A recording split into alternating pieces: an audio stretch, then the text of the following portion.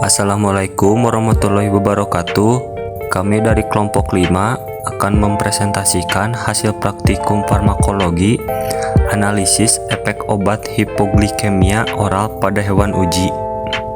Hipoglikemia merupakan suatu kegagalan dalam mencapai batas normal kadar glukosa darah. Menurut M.C. Naughton, hipoglikemia merupakan salah satu komplikasi akut yang dialami oleh penderita diabetes mellitus, yaitu kadar glukosa darah kurang dari 60 mg/dl. Hipoglikemia juga disebut penurunan kadar gula darah yang merupakan keadaan di mana kadar glukosa darah di bawah normal, yang dapat terjadi karena ketidakseimbangan antara makanan yang dimakan, aktivitas fisik, dan obat-obatan yang digunakan. Alat yang digunakan yaitu batang pengaduk, beker gelas, gelas ukur, gunting, hot plate 1 cc, sonde oral, dan timbangan hewan. Untuk bahan yaitu ada alkohol 70%, aqua destillata, kapas, natrium CMC, tablet akarbos, dan tablet glibenclamid. Untuk hewan yang digunakan yaitu mencit jantan galur lokal, BB 20 gram sampai 30 gram, umur 6 sampai 8 minggu. Prosedur kerja. Untuk prosedur kerja sendiri, pertama, timbang berat badan tiap mencit lalu catat. Lanjut, mencit kemudian dikelompokkan secara rauk ke dalam 3 kelompok. Tiap kelompok terdiri dari 4 ekor, di mana kelompok 1 sebagai kontrol yang diberikan larutan NaCMC 1%. Kelompok 2 diberikan suspensi glibenclamid dan kelompok 3 diberikan suspensi akarbose. Lanjut, sebelum perlakuan, mencit diambil darahnya melalui pembuluh darah yang ada di vena ekor dengan cara dipotong ekor mencit tersebut kurang lebih 0,5 cm dari ujung ekor dengan menggunakan gunting yang telah diusap dengan alkohol 70%. Kemudian, darah yang keluar diteteskan pada strip glukometer yang terpasang pada alat. Kadar glukosa darah yang muncul pada alat kemudian dicatat sebagai kadar glukosa puasa. Setelah penentuan kadar glukosa puasa, mencit dicatat, kemudian semua mencit diberikan larutan glukosa 5% dengan dosis 1-2,5 gram per kilogram berat badan mencit secara oral. Kemudian mencit diukur kadar glukosa darahnya sebagai kadar glukosa setelah pembebanan. Pada menit ke-10 atau 5 menit setelah kadar glukosa diukur, setiap mencit diberikan perlakuan.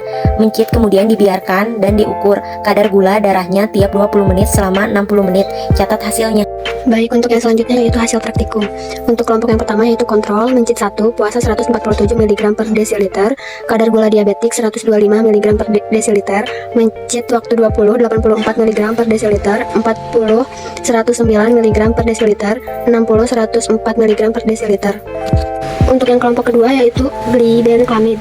Mencit pertama yaitu 136 mg per desiliter, kadar gula diabetik 87 mg per desiliter, mencit waktu 20, 84 mg per desiliter, waktu 40 menit 94 mg per desiliter, waktu 60, 81 mg per desiliter.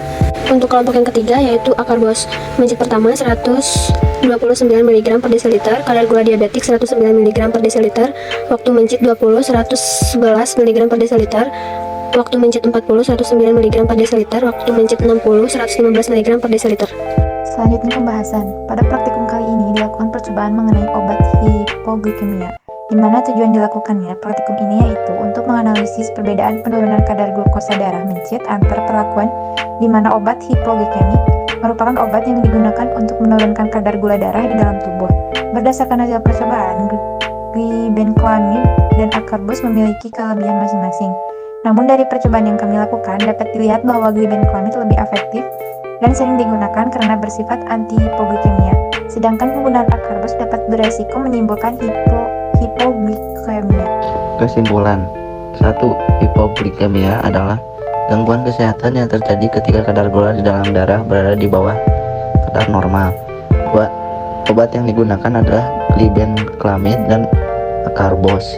3. Dari percobaan kami, terbukti bahwa glibenclamid lebih efektif dibandingkan akarbos.